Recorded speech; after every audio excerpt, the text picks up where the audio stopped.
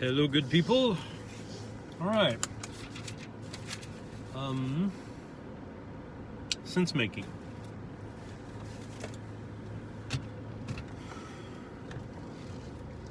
There's a whole network of tools we use to try to sense make, to try to understand what's going on in our world, both personally and socially. Newspapers, language, reason, and many, many tools of reason, like filtering things out with skepticism, all this kind of thing.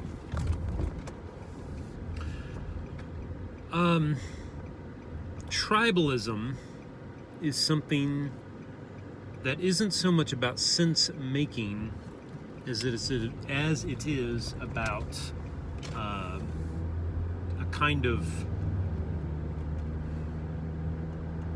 survival technique. It feels like a sense-making mechanism because you use tribalistic tendencies. You know, what group are you a part of? What music do you listen to? You know, who do you think will win next election? I don't know. Whatever it is, if you're not actually trying to gather as much data as possible and synthesize it with other people and do all the real hard labor like that, then you're trying to find a shortcut. And that shortcut is going to feel like sense making because that's the way your brain is wired. Your left hemisphere will be looking for things it can understand in a sequential, simple way, and it will reward you for doing this with this emotional feeling of certainty.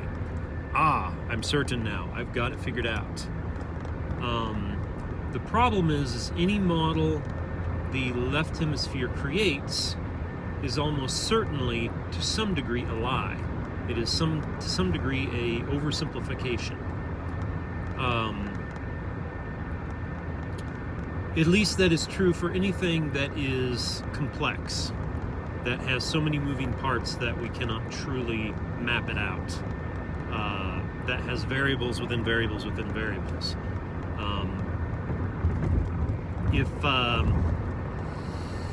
That's not to say there's not simple things in the world that we can map out so well that our left hemisphere model is accurate nearly every moment, nearly all the time. It's that there are a lot of very important complex issues that we have to be able to figure out as well. So, what do we do?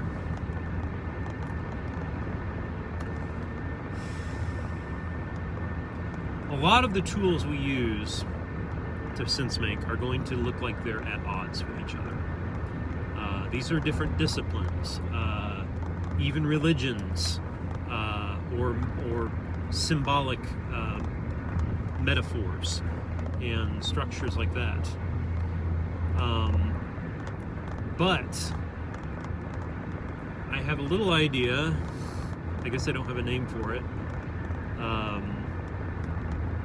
that I'm working on for this.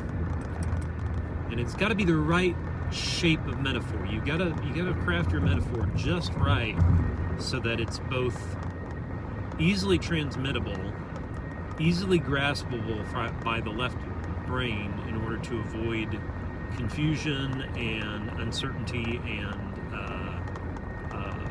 skeptical rejection. So you've got to craft your story just right so that you can upload this easily into people's minds. And then perhaps we will begin to have a unified solution possible, one beginning to be generated. Solution here in this context meaning a unifying methodology of sense making. Not the sense making mechanism, but a method of innovating it continually, because that is what our human condition requires, or at least currently it does. There have been whole 1,000-year stretches of time in which we've kind of stumbled upon a sense-making mechanism that works for us for the most part, and we run with it. The problem is such a mechanism can be manipulated very easily. It can be, because it's simple, it's easy to, for people, smart, powerful people, to identify, capture, and use for their own terms, for their own purposes. This is propaganda. This is bad religion. This is a number of other issues. So here's the deal. Formulate a story about what it is every individual ought to aim for, and somehow sell that. I guess that's the hard part. I would say the hardest part of it, okay, I'll say a little bit about what it is. Hopefully I can come back to this point. So what I'm considering, okay, my singular linear bias that I've spoken of before is the idea that we want a simple answer. We are biased towards finding one strategic simple answer to a whole host of problems.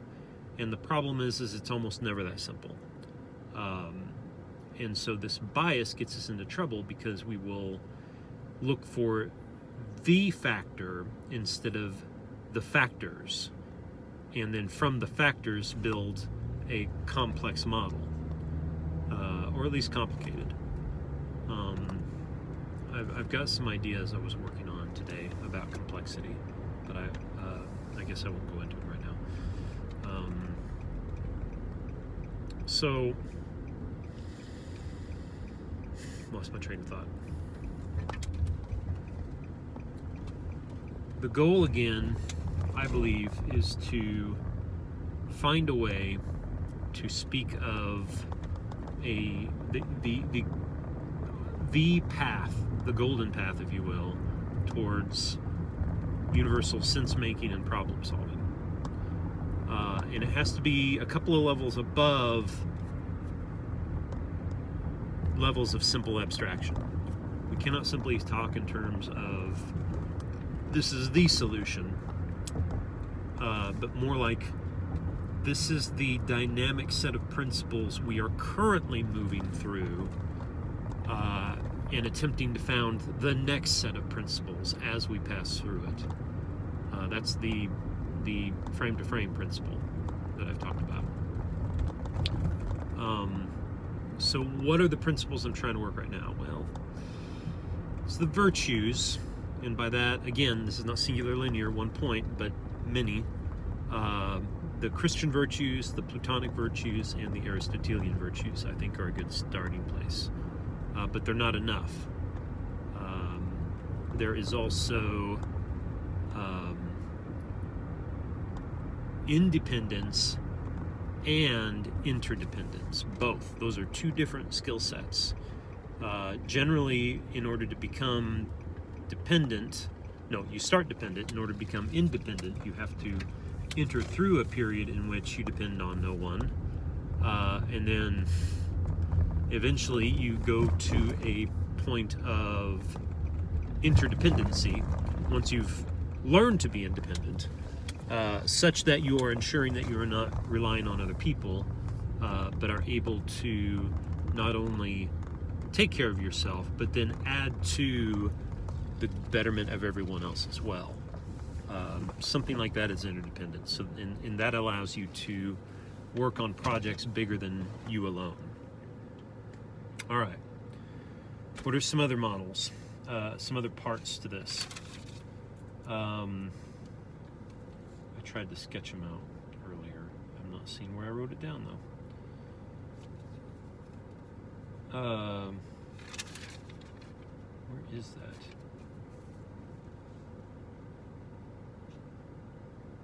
Self-knowledge.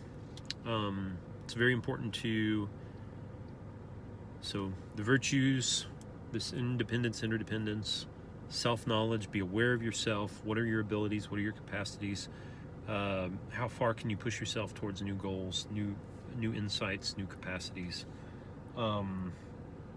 Wisdom. So if intellect is in the left, I'm not going to say that.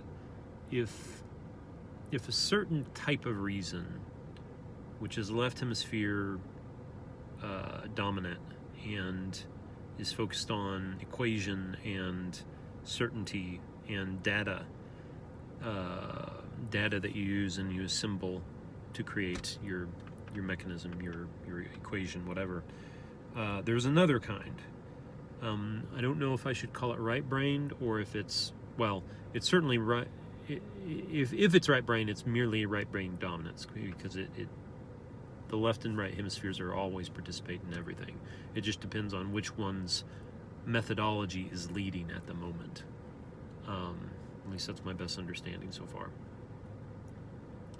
So what the goal then is with wisdom is to have a vast web, I think, of experiences and to have noticed the patterns within them, consciously or otherwise. A consciously wise person can describe his wisdom to you, or can at least describe, no, that's not true. He can give you a story, he can give you a proverb, that kind of thing. He can't describe the wisdom. But he can be more intentional with it and more guided with it. I think that's correct. All right. So, unification and alignment. All right. So when we are making this frame to frame for our sense-making mechanism, our problem-solving mechanism, as we move through those frames, part of the mechanism for making this thing memeable, passable quickly and learnable quickly, is to have it properly aligned with everything else. And what that means is that the language we use in whatever discipline we are in needs to begin to converge. However, when you attempt to have a convergence of language, you have what I would call the Babel problem. And the Babel problem is when everybody is trying to work together towards a goal, you can get pretty far, but eventually you're going to hit people who are contrarians for whatever reason. Maybe they have good reasons to be contrarians. Maybe they see a problem and they don't know how to,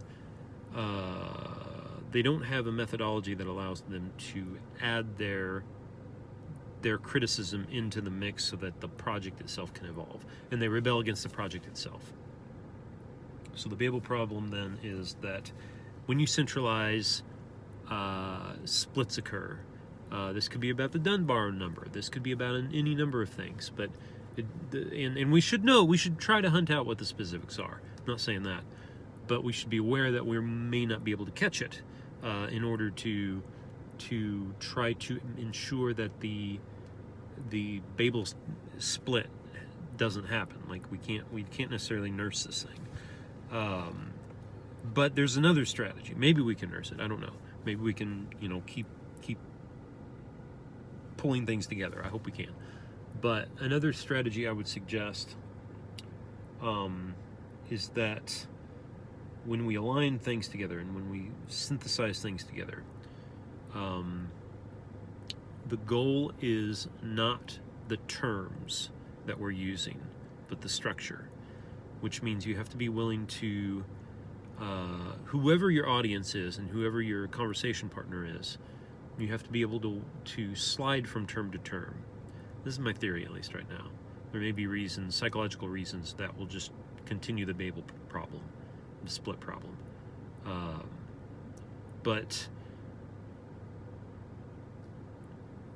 terms are personal things. They're very personal things. And, they have to do with groups and about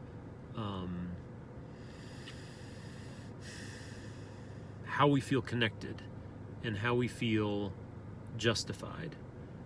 And so it is very difficult to be able to make others use your terms unless you somehow have a credibility above them, which could go to the Betterment Project I've been talking about, because that's intended to be a universal credibility structure, if we can ever build it.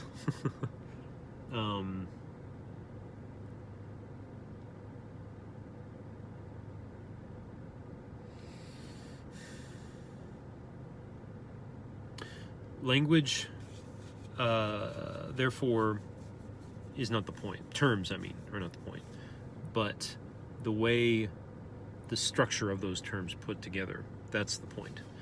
And if you can always shift towards people towards that structure, if you can be aware enough of that structure, not the terms necessarily, but the structure behind the terms, and that's simply a matter of humility. Don't let that emotion of certainty that kind of dupes you into thinking you've got it, you've got sense made. Terms do not matter. They're sounds. They're just sounds. They're just signifiers. They do have a rhetorical force. They sometimes have a gestalt force to them, an interconnectivity, a pattern to them. But ultimately, it's not worth. We have to converge. We have to converge, and we have to be able to continue to converge. And so we need a meta story that is constantly retreating into the distance, like a vortex, pulling us, but also retreating. We need both. We need the intrigue or the value. We have to understand its value. We have to be intrigued by it. We have to be committed to this sense-making apparatus that will pull forward for eternity, if you will, that never ends. The process never ends, because it's not you solving all the problems and saying, finally, done, finished it. We don't get that. I know the emotion of certainty. We're going to have to figure out how to use it. I don't know how to use it at all. I mean, effectively, in this scenario I'm describing. Maybe it's like a reward we get to have every now and then. Oh, I think I'll allow myself to feel certain for a little bit. Okay, that was a nice fix. That was a good treat. Now let's get back to work and be humble about everything. So yeah, it is our sense making has to always be convergence, not leaving things behind. You only leave things behind in the sense that you've discovered how do I say this?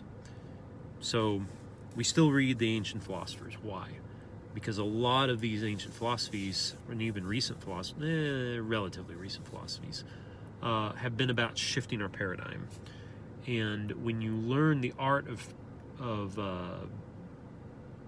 paradigm shifting and get a sense of how it operates, of how it feels to shift paradigm,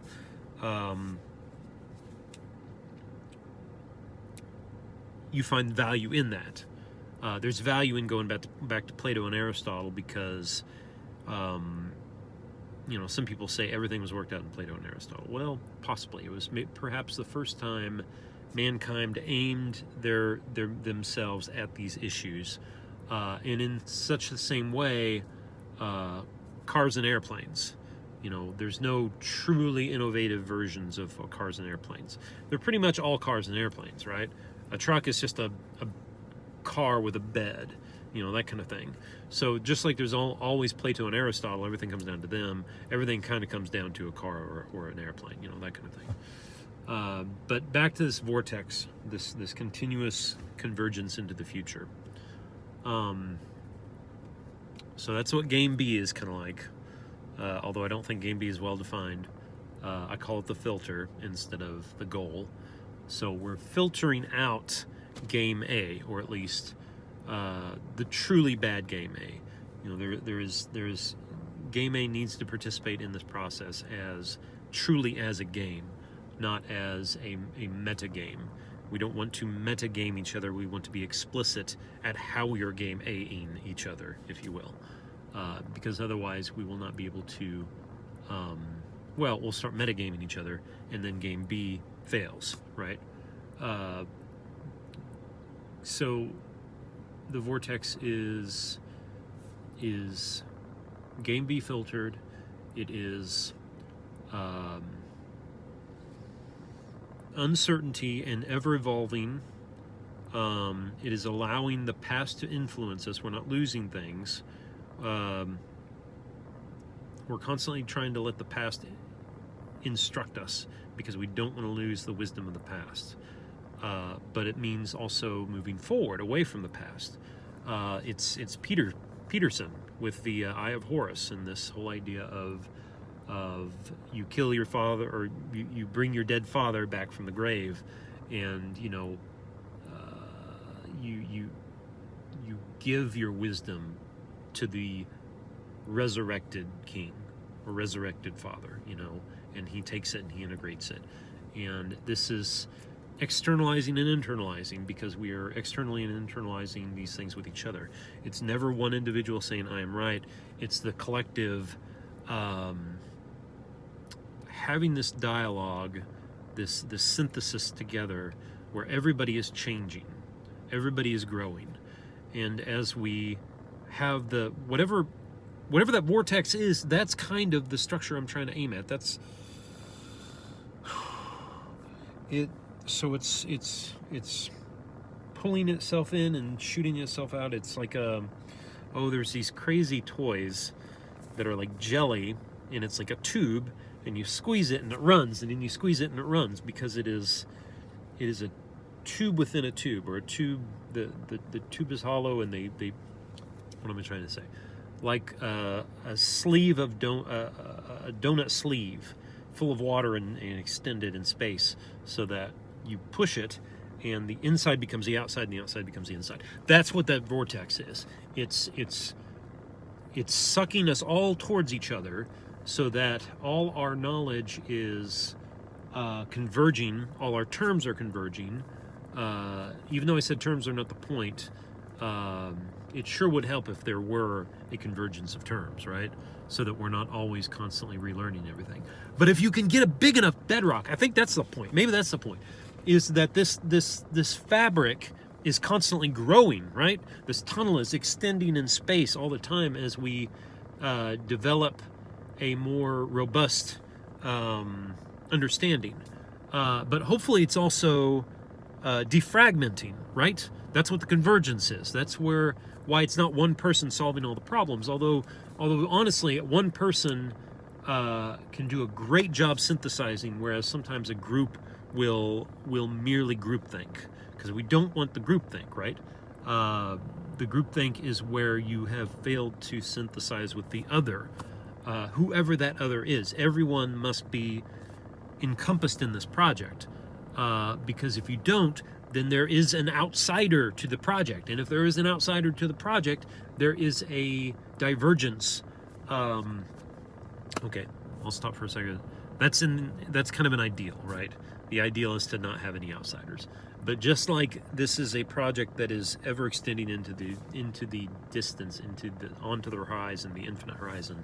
So there's no way to have the convergence. Sorry, my daughter's looking through the window at me. There's no way to have... I totally lost my train of thought. Dang it. That was going really good, too.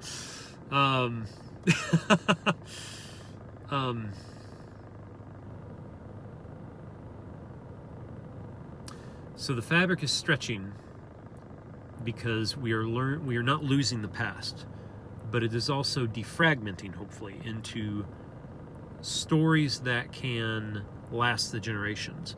And there are outsiders, but we are attempting to always draw them in.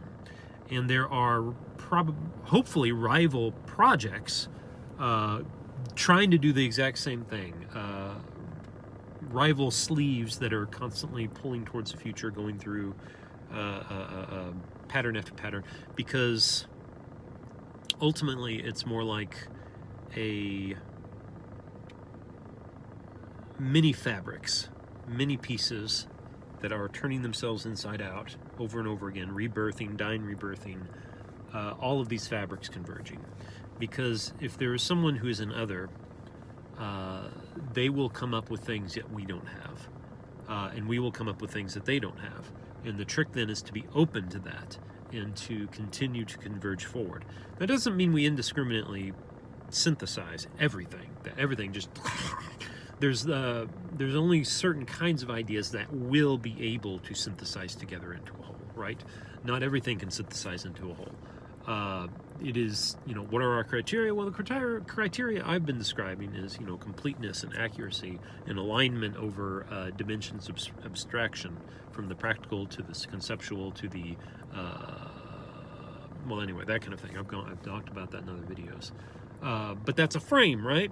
And it could be that frame is inadequate, but it is the frame that may help us find a new frame, or maybe somebody else's frame will show the flaw in my frame, and we'll synthesize those together. That too is frame to frame movement, right? Maybe that's exactly how frame to frame works, is it's two frames melding together, or seeing another frame, and anyway, I'm trying to visualize it too well. Suffice it to say, or to summarize, to re-summarize, and to close this thing, my goal is to try to... Oh man, is that really my goal? That is a lofty goal. Holy crud. Okay, well, ideally, my goal, whether I can accomplish it or not, I don't know, would be to create that vortex that pulls us forward into the future, but also helps us to redefine itself.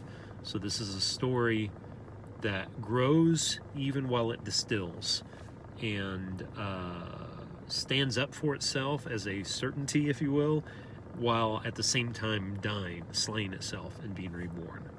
And if I can make an essential enough version of that, as a kind of starter seed, that's a good way of thinking of it. If I can build a seed that others can take up, and that's the big issue, right? Is to get through the belief, the skepticism. Skepticism is a great tool, but it can also blind us to what we need. New innovations can blind us to new innovations. Can prevent us from uptaking something that isn't quite developed yet, but needs your help to be developed, right? I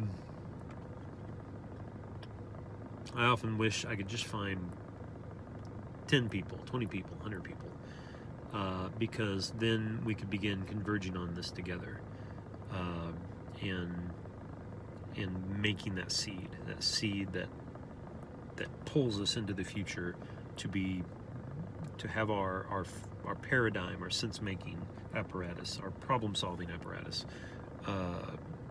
converge and die and be reborn, and die and be reborn over and over again. That's what it has to. It's alive, right? It's alive. It's not a dead theory. It's a living theory. It's a living theory because it dies and is reborn and propagates and comes together with its mates to form a new form. That was a pretty good stopping point.